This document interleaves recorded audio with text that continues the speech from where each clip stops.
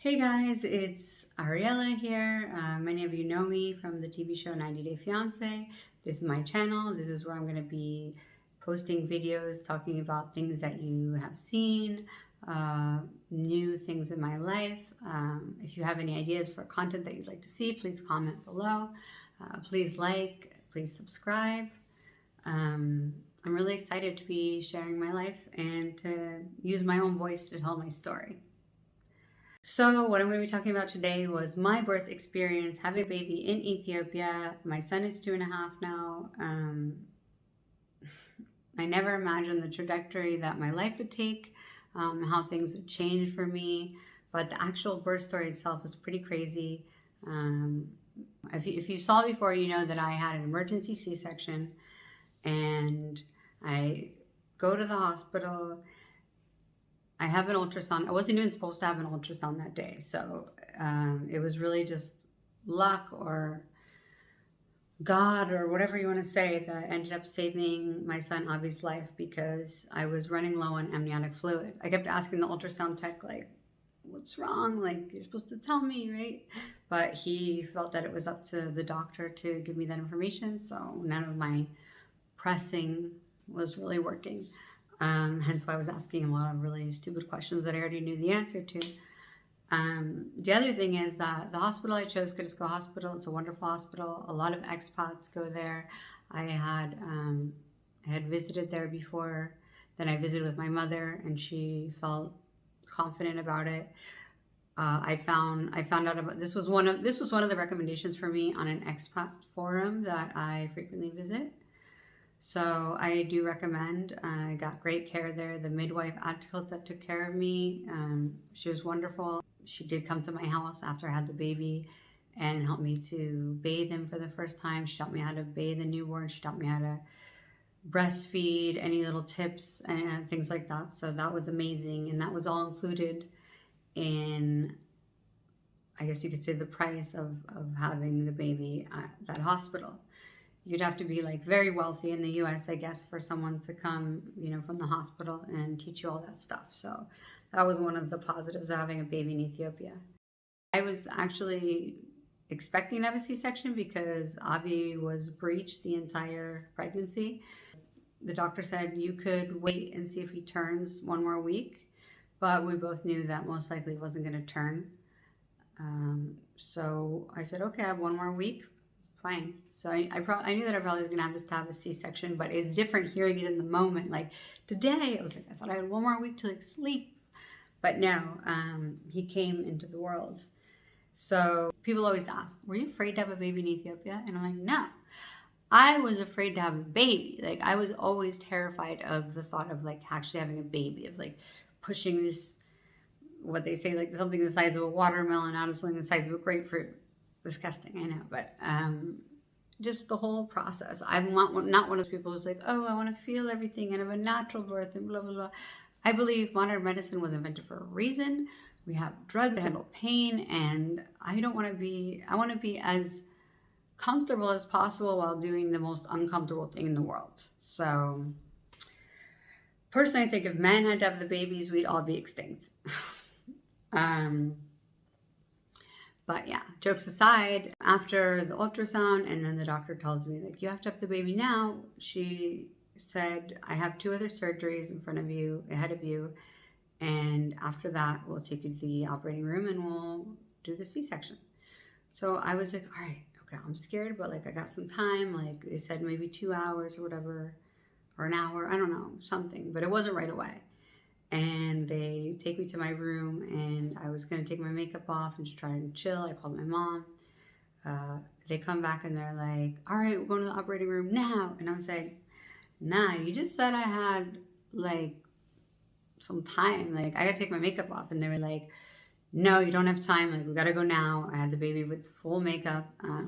Not very flattering on camera, especially after having the baby. And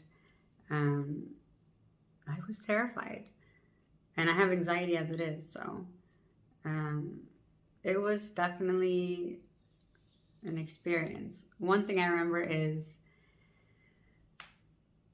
after they gave me the anesthesia, being like, oh my God, wait, I'm awake, but I can't move. I can't move my head. I can't move anything. Like, I got to tell them, like, don't cut me, don't cut me. It turns out that I had already had the surgery, and I didn't realize that because there's that, like, disappearance of time when you have anesthesia. So then they asked me, oh, are you with it? Whatever they ask. And all I could say was like, pain, pain, pain. It was extremely painful. The recovery period was something too. They asked me, do you want to see your son? And I'm like, no, I don't have a son. So as they're like putting me on the operating table, I realized like I'm naked, and there were so many people in the operating room. There were like nurses, there was the anesthesiologist, there was the obstetrician, there was Vinny, there was just a lot of people, and I was like, I'm naked. So one funny thing is like Vinny was like taking video and picture of me, and when I realized what he's doing, I was like, oh my God, what are you doing? Are you taking videos of me?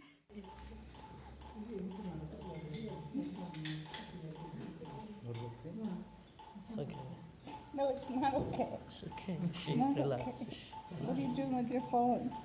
No. You make it straight for me. And he's like, there are 2 camera people in here. Like, what?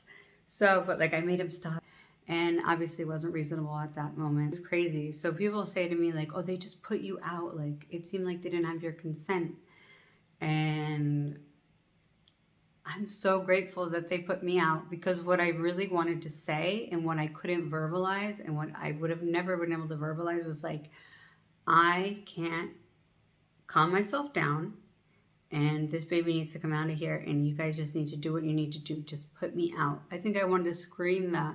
In fact, I remember hearing them, I remember hearing people saying like, she won't stop moving. She can't stop moving her legs. Like, we can't put a needle in her spine. We can't give her an epidural. Like, if she's moving, we could paralyze her. They didn't say all of those words, but they were saying that I wouldn't stop moving. So, so I remember hearing them say like, oh, we're just gonna have to put her out. And then I remember thinking like, oh God, please do that. But I couldn't say anything. If you've ever had an anxiety attack, if you've ever been in a situation like that where you're frozen, but you're insane, and it's just awful. So they saved my baby's life. I mean, also I had conversations with the anesthesiologist before, asking him about his experience and telling him that I was expecting to get anesthesia, and I just wanted to, be comfortable with him and everything. So he was familiar with me. They did a good job, and they saved my son's life, and I will forever be grateful to Cadisco Hospital. Yeah, I was pretty out of it.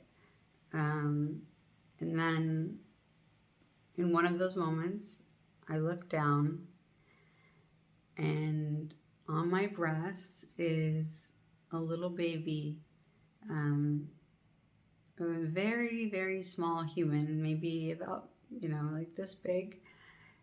And he latched onto my boob right away, no issues, and he was just sucking. And when I came to, I looked down and I was like, oh, she's here. And I remember thinking like, this isn't how it is in the movies. I remember thinking like, well, I don't remember thinking this isn't how it is in the movies. That came later. What I remember thinking was, he is really small, and he's kind of cute, because to be honest, I've always thought babies were kind of ugly, especially newborns. They're all squishy, they got stuff on them, whatever. So I remember thinking he's kind of cute, and being like, well, he's your baby. Of course you're going to think he's cute, but, whatever. But it wasn't that overwhelming, like, feeling that you see in Hollywood movies where you're like, I'm so in love with you, like, my life has changed. I was like, okay, really small, I gotta take care of you, gotta make sure you don't die, and I guess I'm all you got in this world, buddy. Obviously he's got his father, his grandparents, whatever, but there's something about that first moment when you're like, oh man, like I got to take care of you. And that was, life changing, but I guess you don't realize it that much at that moment. I had like this like philosophical like shifts, like something happened to me after having the baby, and even in my pregnancy, but especially while having the baby. That's why there's that famous moment where I come home and like there's a big party and celebration, and they kill this goat for me, and I start crying. And it wasn't that I'd never seen an animal be killed, or that I'm a vegetarian. I'm not, though I try not to eat too much meat, for many reasons. But it was that when I just given birth, and they kill a baby goat in front of me, and he was so scared that he actually pooped when they were dragging it away. And I just was like, oh my God, like that baby goat and my son it's the same, but it's not, but stems from that feeling of like oneness. And anyways, if I keep talking, you guys are all going to realize that like, I'm a bit of a hippie, or whatever it is that you want to say, an uptight neurotic hippie. After the baby was born, I don't know if it was the next day, I don't remember. I was in the hospital still. I stayed in the hospital about 2 or 3 days. And Benny left with his sister to go buy some supplies. We hadn't bought anything for the baby, partially because in Ethiopia they feel like it's bad luck to start buying things for the child before he's born. And partially because I thought my parents were coming, so I thought they were going to bring a lot of stuff. Baby stuff is a lot cheaper in the US than in Ethiopia. Markup in Ethiopia is crazy. I do remember they kept asking me to say okay. And I was like, I'm not okay. I'm not going to say okay. No one's going to get me to fucking say okay. So, and it was crazy for me to watch, like when I was unconscious and the baby was not crying. Because obviously I didn't know that was happening. And then to see Vinny with his little cross, like kissing the cross, and oh my God, the first stress that the baby gives you of your life, right? There'll be many more, don't worry. Yeah, seeing my son being born, wow, it's really emotional now that I watch it again. He really changed my whole life.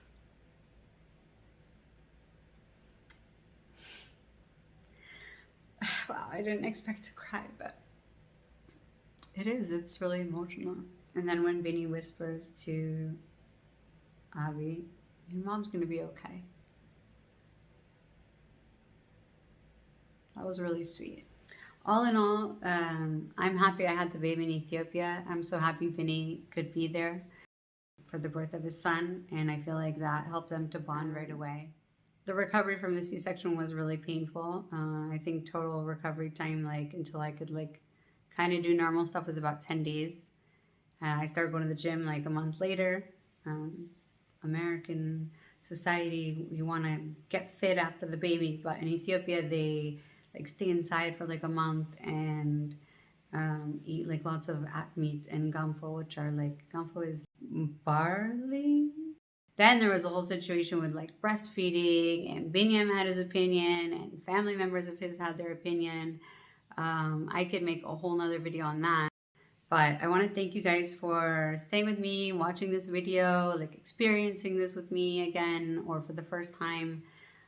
If you have any questions, or if you want me to make a video about something else or something, whatever it is, just leave a comment below. Thank you guys so much.